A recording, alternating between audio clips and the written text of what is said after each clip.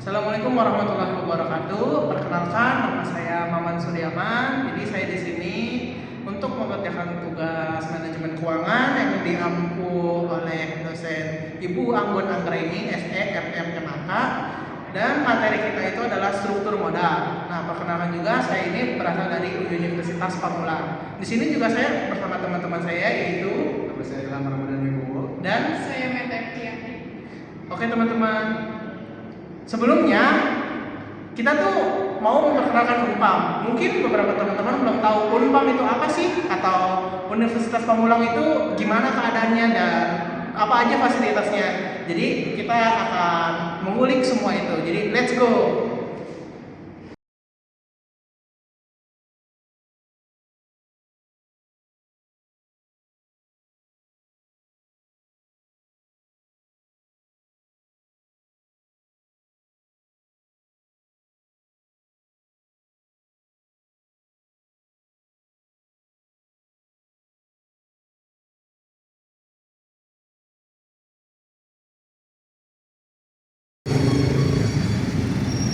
Nah, oke teman-teman, sekarang saya sudah berada di Pamulang Pamulang Pusat. Nah, Pamulang itu ada 4 ini loh teman-teman, ada 4 cabang.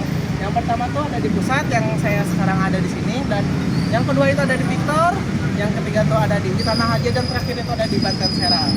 Nah, teman-teman, di sini tuh ada berbagai fasilitas. Yang pertama itu ada namanya gate. Nah, gate ini tuh kendaraan teman-teman masuk ke sini. Jadi teman-teman tuh kalau misalnya kuliah di Pamulang ini, kalau misalnya bawa kendaraan, jadi teman-teman itu tidak pusing mikirin berapa uang yang dibiayai untuk keluar parkiran atau gimana. Karena kan kampus-kampus masih banyak yang kayak kalau misalnya keluar parkir tuh harus bayar gitu. Jadi teman-teman tuh kalau misalnya kuliah di Pamulang kan pasti mempunyai ini KTM.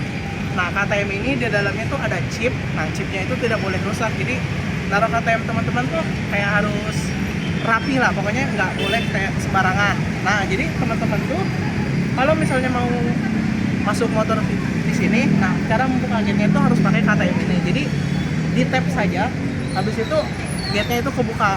Nah, tapi kalau teman-teman lupa mau bawa KTM ini atau kalau KTM-nya hilang sih ya harus bikin lagi. Tapi kalau misalnya lupa kayak udah di gate, teman-teman tuh bisa namanya ambil tiket. Nah, tiketnya tuh seperti ini.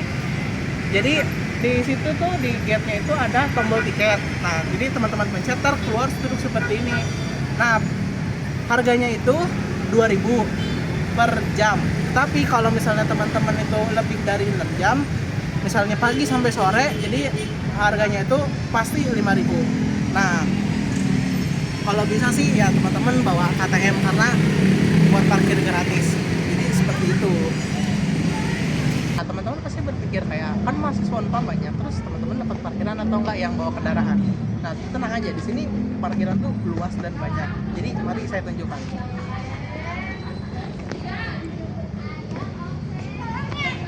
Nah, teman-teman tuh dari gate-nya Unpam aja, teman-teman tuh bisa parkir ke atas sini loh. Di atas sini tuh sebenarnya tuh masih lega di dekat pohon sini dan sampai ke belakang sana. Jadi teman-teman pasti dapat parkiran, dan masih banyak yang ingin saya tunjukkan. Parkirannya juga masih banyak, jadi kita ke parkiran selanjutnya.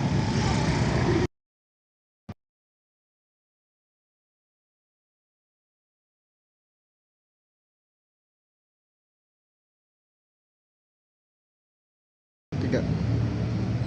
Nah, di sini tuh parkiran kedua. Jadi teman-teman kan tadi ikuti saya turun kan. Setelah turun tuh teman-teman belok kanan. Nah, nanti ada tanjakan. Nah, teman-teman bisa parkir di situ. Nah, parkiran itu seluas ini loh teman-teman. Kayak ini banyak motor loh padahal di sini.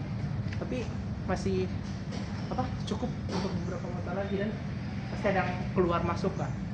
Jadi teman-teman bisa parkir di sini. Jadi tidak perlu khawatir kayak bawa kendaraan tuh nggak dapat parkir dan sebagaimana. Ya teman-teman lihat sendiri, parkiran itu luas banget, dan ini baru parkiran kedua, kita masih ada 3 parkiran lagi. Nah, ini parkiran selanjutnya teman-teman. Jadi kan kalau misalnya teman-teman ke kanan tadi ada parkiran lagi. Nah, kalau misalnya teman-teman lurus dan masuk ke dalam ini, nah parkiran itu seluas ini teman-teman. Jadi sampai sana juga ada parkiran. Lihat. Jadi di sini tuh parkirannya benar-benar banyak banget. Jadi teman-teman tuh kayak nggak mungkin nggak kebagian parkir sih kalau di sini, apalagi gratis lagi tadi. Nah, ini parkiran selanjutnya juga. Jadi teman-teman kan kalau misalnya tadi ngelihat ada ke bawah juga kan, lurus terus ke bawah. Setelah habis terowongan, jadi ini parkirannya. Dan tuh banyak banget. Dan ini kalau gate ini saya nggak tahu buka apa enggak. Tapi kalau teman-teman lihat tuh parkirannya di sini. Terus parkiran juga ada di atas ini kan. Kalau misalnya emang udah ramai banget, tetap bisa parkir di sini. Tapi ingat, jangan dikunci stang.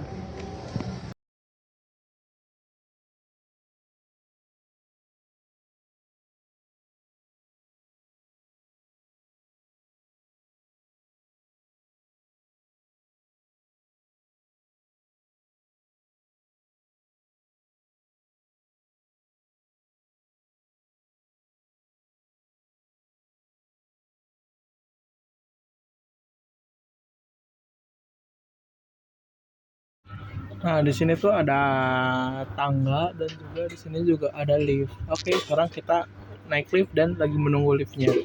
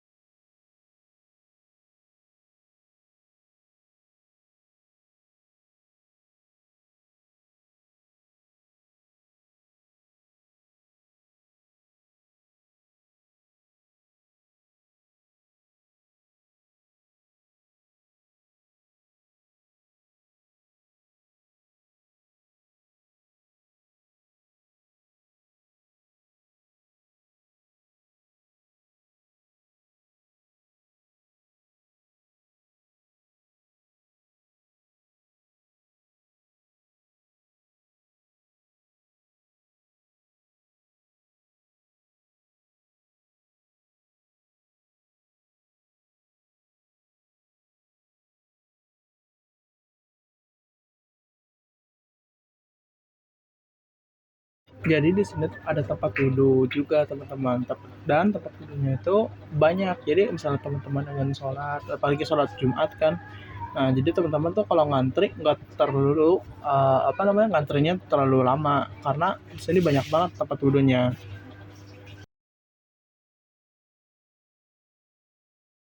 Dan di dalam sini juga ada masjid. Nah, masjidnya itu juga bagus banget dan besar juga, dan di sini tuh adem juga. Jadi ada AC-nya juga. Jadi teman-teman kalau misalnya sholat nggak kepanasan gitu. Oke teman-teman, berarti sekarang kita sudah sampai di kelas yang tadi dari lift. Nah, di sini kelasnya itu juga punya berbagai fasilitas. Yang pertama itu ada lampu, misalnya gelap atau lagi hujan gitu kan, mendung pasti butuh lampu. Dan di kelas juga ada AC, teman-teman. Jadi teman-teman tuh di sini tuh belajar dengan nikmat dan nyaman. Jadi teman-teman tuh tidak kepanasan lagi. Nah, di kelas-kelas lain juga sama fasilitasnya seperti ini. Jadi teman-teman nggak usah berpikir panjang lagi, karena teman-teman sudah lihat sendiri parkirannya bagus, luas dan banyak. Yang kedua itu parkirnya gratis karena teman-teman mempunyai KTM. Yang ketiga itu adalah masjidnya bagus, wangi dan bersih, dan tempat duduknya pun lega kan. Nah, yang terakhir itu kelasnya teman-teman bisa lihat sendiri karena ini bagus banget. Jadi teman-teman tuh tidak perlu berpikir lagi. Jadi ayo daftar di Universitas Pamulang di ruang registrasi di bawah ya. Makasih. Oke, jadi kita masuk ke pengertian struktur modal. Modal atau equity memiliki makna yang sangat luas. Begitu pula pengertian yang juga terus mengalami perkembangannya. Berdasarkan beberapa penulis dalam bukunya Rianto 2010-18, beberapa ahli yang mengemukakan arti modal. Yang pertama, Lutge, yang kedua Schouwdian, yang ketiga ada Prof. Mage. Masuk ke struktur modal. Pada dasarnya, struktur modal pada suatu perusahaan digunakan sebagai penyeimbangan untuk menetapkan komposisi pendanaan atau modal perusahaan. Jumlah proporsional dari keperluan pembelajaran yang dapat perusahaan penuhi dengan menggabungkan sumber investasi jangka panjang, kemudian tercakup dalam modal sendiri, yakni saham preferen. modal pemegang saham serta hutang jangka panjang. Dalam teori struktur modal dijelaskan mengenai dampak kebijakan pembiayaan jangka panjang, memberikan pengaruh kepada nilai perusahaan, harga saham, dan biaya modal perusahaan. Apabila ketiga aspek tersebut dapat dipengaruhi oleh suatu kebijakan pembelajaran perusahaan, varian utang jangka panjang serta modal sendiri seperti apa yang bisa mengoptimalkan nilai perusahaan atau harga pasar saham perusahaan, maupun membuat seminimal mungkin biaya modal perusahaan. Harga pasar saham adalah cerminan dari nilai suatu perusahaan. Jadi, ketika suatu nilai pada perusahaan semakin melonjak, maka akan meningkatkan pula harga pasar pada perusahaan tersebut.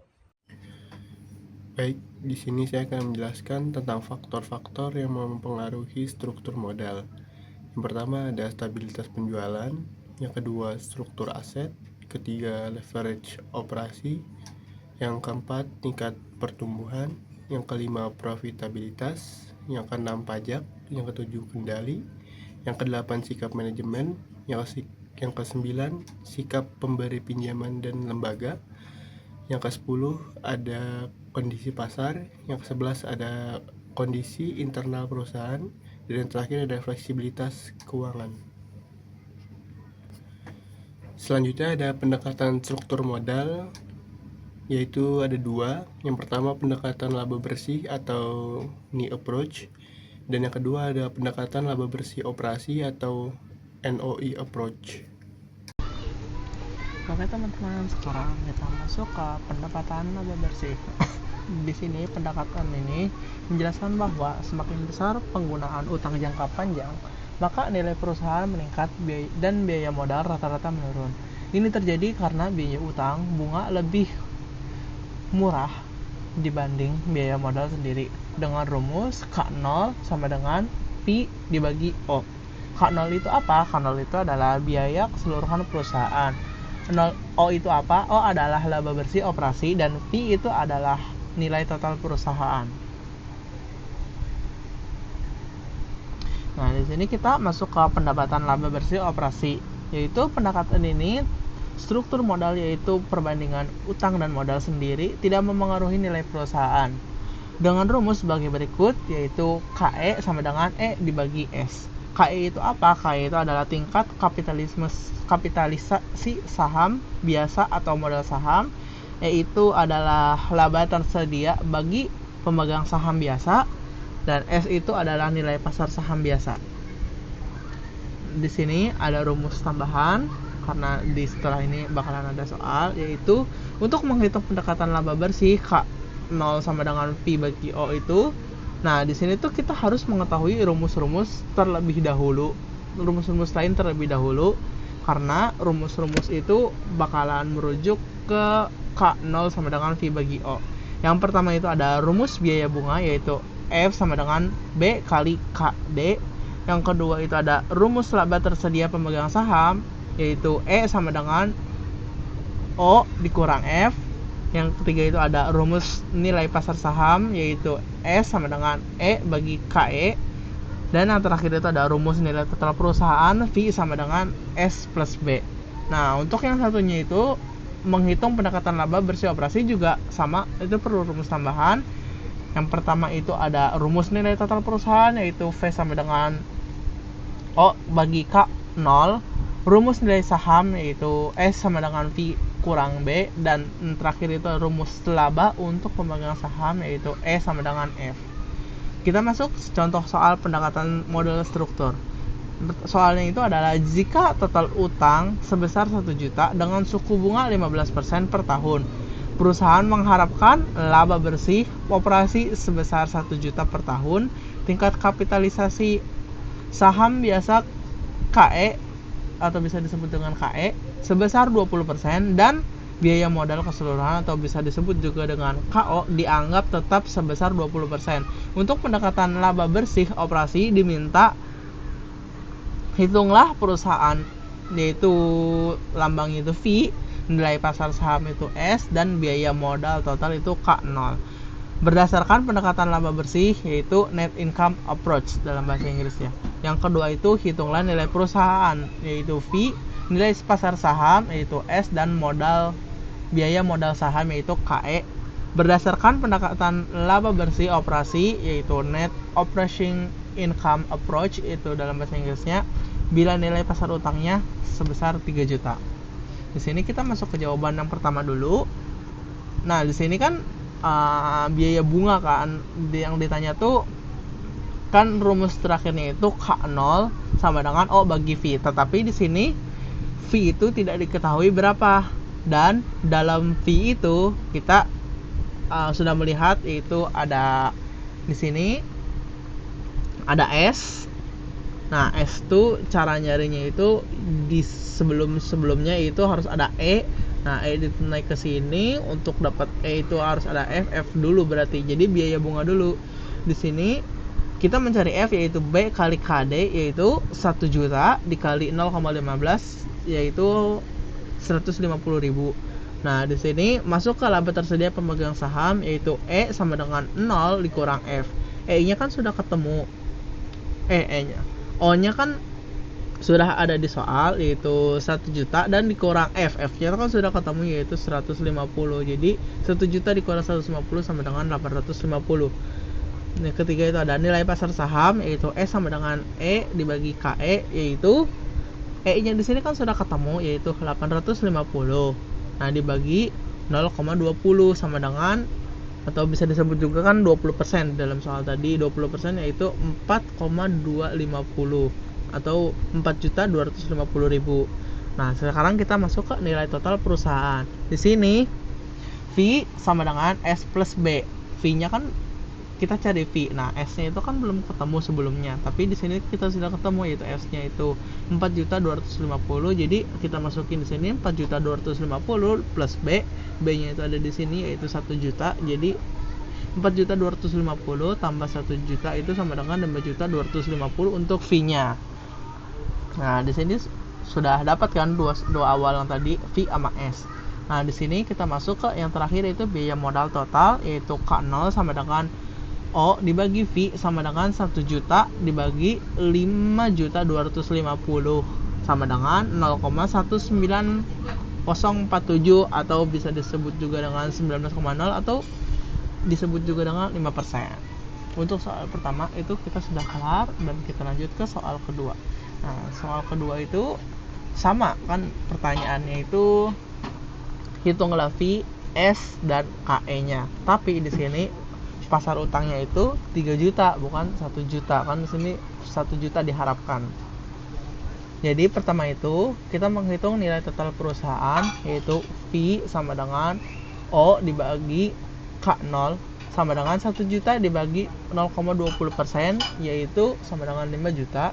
Yang kedua itu nilai pasar saham, yaitu S sama dengan V dikurang B sama dengan 5 juta dikurang 3 juta. Karena B-nya itu kita bisa lihat di sini pasar utangnya itu 3 juta. Jadi kita di sini ngambil B-nya itu 3 juta. Jadi 5 juta kurang 3 juta sama dengan 2 juta. Terus ada biaya bunga, yaitu F sama dengan B kali KD sama dengan 3 juta untuk B-nya dikali 0,15 untuk KD-nya, jadi dapat 450. Terus yang keempat itu ada laba untuk pemegang saham, yaitu E sama dengan 0, O dikurang F sama dengan 1 juta dikurang 450 sama dengan 550.000. Dan yang terakhir itu kita menghitung modal sahamnya, itu ya KE sama dengan E dibagi S sama dengan 550.000 dibagi 2 juta, yaitu 0,275 atau 27,5%. Nah, kita sekarang masuk ke kesimpulan. Kesimpulannya itu adalah struktur modal merupakan perbandingan antara utang jangka panjang dan modal sendiri yang digunakan perusahaan untuk membiayai kegiatan operasional dan investasi, di mana penentuan komposisi yang tepat sangat penting karena dapat mempengaruhi nilai perusahaan, biaya modal, profitabilitas, serta keseimbangan antara risiko dan pengembalian. Sehingga manajemen perlu mempertimbangkan faktor-faktor seperti stabilitas, penjualan, struktur aset, tingkat pertumbuhan, pajak dan kondisi pasar agar tercapai struktur modal yang optimal dan berkelanjutan. Oke, terima kasih sudah menonton video ini, dan juga maaf jika videonya kurang bagus atau bagaimana, karena kami masih tahap pembelajaran, dan juga semoga ilmu yang kami berikan, presentasi yang kami berikan dapat berguna untuk teman-teman di masa yang akan datang. Terima kasih. Assalamualaikum warahmatullahi wabarakatuh.